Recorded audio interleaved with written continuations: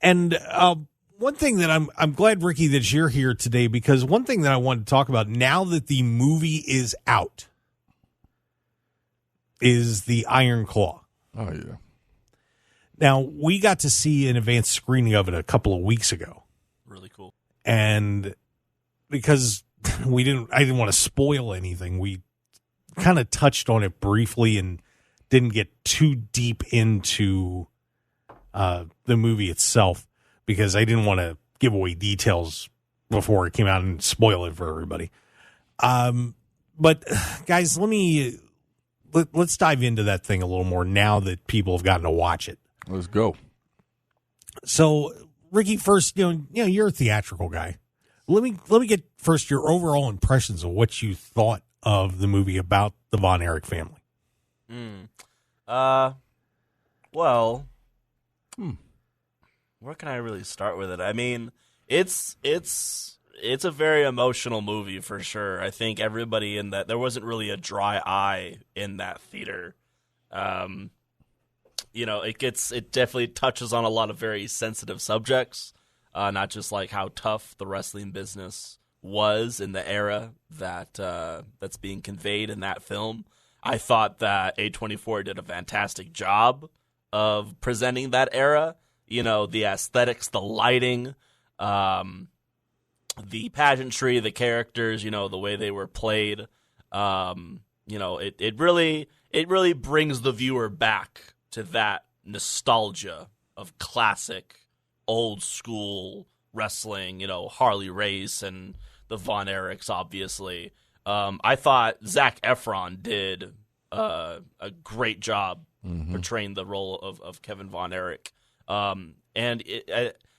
me, when you go into a movie like that, and you have this big Hollywood star that's going to be playing this character, I think for me, I felt like he did a great job because at no point in the movie did I ever think to myself, oh, that's Zac Efron on screen. I never thought that. I felt I was so invested in it that I felt like I was watching the Von Erichs, So I think they did a great job of telling the story and pulling everyone's heartstrings and keeping everyone on the edge of their seat while at the same time, genuinely keeping everyone interested in where the story of the Von Erichs was going to go and how it was all going to play out. And there was a lot of really beautiful storytelling aspects of everything they had to go through in their life, especially Kevin and, all the things he has to deal with his family in that movie. Again, I'm not trying to spoil anything. I really think anyone who's a fan of professional wrestling should definitely go see that movie. And quite honestly, you think about like Ready to Rumble, you think about I think it was Fighting with My Family, the movie about Paige, or if it was Wrestling with My Family, I can't recall exactly. Fighting with My Family. Fighting with My Family, all the different wrestling movies that are out there.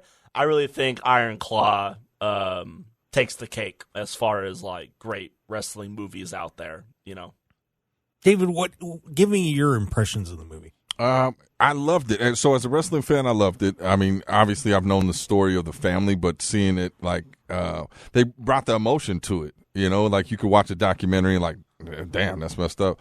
But when you see the mother's reactions to certain things and the father's reactions and, just the bond that the brothers had, like it puts it in a whole different perspective. And I honestly watched it with a lens of if I didn't know anything and I'm not a wrestling fan, would I enjoy this movie? And I think that, yes, 100%. Like it was, like Ricky said, it's emotional. There's twist and turn. If you don't know, you're just like, wow. And then when you realize that's a real true story, and there's even more that happened that they didn't show in here. It's just it's mind-boggling, mind-blowing. But it was a beautiful story. It had me thinking about my brothers. And just that bond, and like I'm telling you, it was a feel-good movie, man. Except for that one guy. Except for that one, who was that one guy? The worst, the one thing that I was like, oh, go ahead, hell nah, Ric Flair. Whoever played Ric Flair, it was like a cheap imitation, and just it seemed like Saturday Night Live hokey. God, you love to pull that word out on the show, don't you? It did. I mean, didn't it? I mean, your thoughts? Evaluating the movie, okay. That was probably the worst part of it, at least when that that character first came out. Now, the locker room scene when I'm curious to see if the name was on there. Aaron Dean Eisenberg probably wasn't the best choice to play Ric Flair. Now, when they went in the locker room at the end, that he was okay. Yeah. But when it first came out, it was kind of, oh man, that was a little, but having, and I'm a little older than you guys, so a little bit, yeah. You're what, 46, right? 36. No, you're not. Keep moving. But I grew up being a Von Erich fan, and I saw all that stuff when I was, about 13 to 19-ish, and all of those guys, plus another one, which wasn't mentioned in the movie, pass away and go through all that. The Ric Flair thing was lost. I know that the story about what happened at the end of World Class was a little bit different than what they portrayed in the movie. One thing that did strike me was that there is another brother that was not in the movie, Chris. Chris was very, and I kind of understand why they didn't put Chris in the movie, because if you don't know about Chris, and I think it's important to talk about him, was Chris was very sickly, and he didn't fit the mold of the other brothers.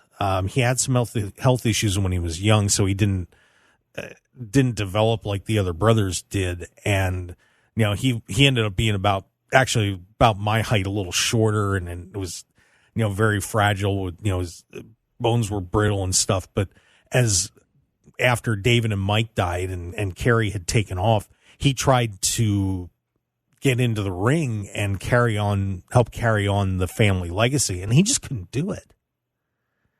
And he got in, but he tried, and he did get into a feud with Percy Pringle, who went on to be Paul Bearer, and that was, it just didn't work, and he committed suicide. So if you guys think about watching that movie and seeing what happened, with David, Mike, and Kerry, well, there was another, and plus the younger brother that died, or the oldest brother that died when he was a little kid. There was another one too, and it wouldn't have fit in with the story, I think, and we probably would have had to tack on another 20 minutes into the movie to make it to have included Chris's story in there. But man, so I can only imagine how hard that was to leave him out of it. And I remember when Chris died too, and it was just like, my God, so it was just down at that point. Then it was Kevin and Kerry, and then then Kerry committed suicide. And Merry Christmas, everybody! Yeah, come on, all right, listen. But then in the movie itself, you think about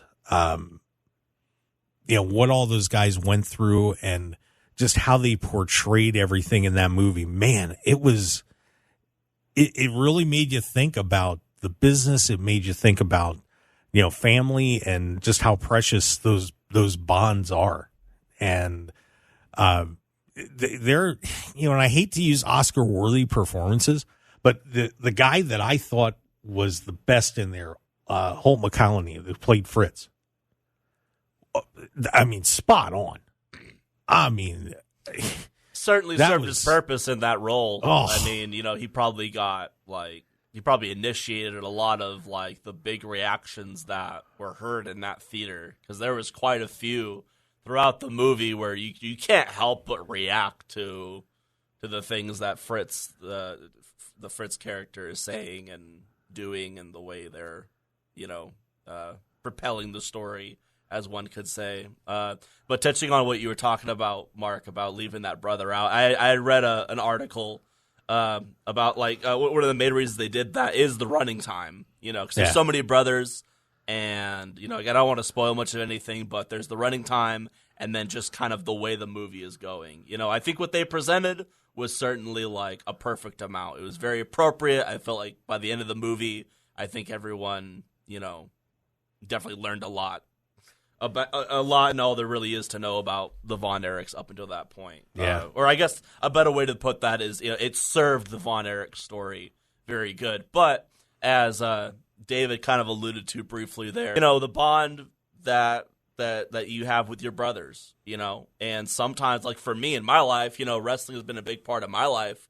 But, the more I think about it, it's more so like wrestling has kind of just always been like the median, like the bond between me and my dad, me and my older brother, me and a lot of my friends, me and all of you, Yeah.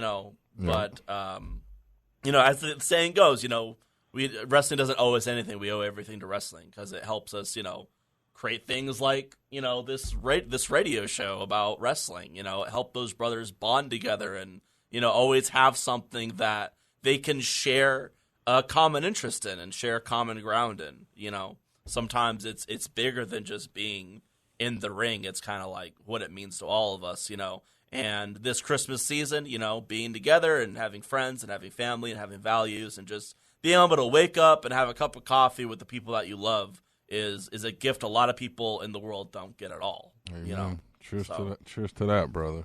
Yeah, it's been getting some pretty good reviews. So far, Rotten Tomatoes got an 87% for critics. The average rating has been like a 7.8 out of 10. So it's cinema scores an A-. Yeah, no, I say that's good. I don't know what they could say bad about it. I mean, except for the Ric Flair thing. That was the only thing that stood out to me like, this doesn't fit. Whoa. Yeah, and it took, but like I said, I watched it thinking like the people that I know that don't watch wrestling, would they like it? And I would take them to it and they would enjoy it. And probably bring them into like, oh, that's interesting, Yeah, I mean, is that something? Do you guys think that that's a movie that if you took a non-wrestling fan to it, that they would say that was a good movie? That's what I just said. Absolutely. Yeah. That's what I just said. Yeah, I mean, I think people, if you would take someone who didn't follow it, I think they could get into the movie and like it. It was interesting when we were watching it in there. You could tell there were some people that weren't wrestling fans that were watching that screening. Then there were some gasps in there when some things happened. It was pretty intriguing. So, hopefully we'll get Kevin on the show soon and get to talk to him about it. And but it was a good experience. And like I said, I would recommend it. Just brace yourself for a sad story. Yep. To say the least. The beautiful thing is that we were all there too. We showed up, and then here comes Big Valley Wrestling, Ricky, Tenacious, and everybody. That made for a moment. Like, it was just good stuff, man. Our community is deep out here. Yeah. I was. Big thank you to A24 and the cool folks at Allied Global Marketing. It was who I think reached out on behalf of A24 to Big Valley Wrestling and invited the roster to the screening. I honestly thought that, if they hit us up, then I'm sure they hit up, a bunch of other people as well. Evidently, it wasn't really like that. Had I known that, I would have honestly put out like an open invite to everybody in the Vegas wrestling scene. And even if I did that, I'm not sure if everyone would have been able to go because the theater we were in wasn't the biggest theater. But the people who did go and the people who were there, they certainly had a good night at the movies. It was a fun time. It was cool to see all of y'all there doing your thing. Wrestling, again, it brings people together. Yeah, Amen. And just to kind of put a bow on the Von Erich story too, Kevin and and his wife and the boys went, and their family went to Hawaii. They totally ditched Texas for the longest time, and their entire family, they raised the kids, the grandkids out in Hawaii, and we're all happy. And, Ross and Marshall and Carrie's daughter for a little while were in wrestling.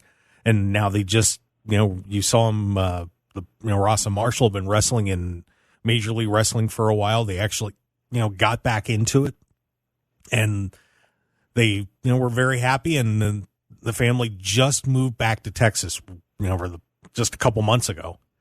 So everybody's back there now, and the family's happy and doing okay.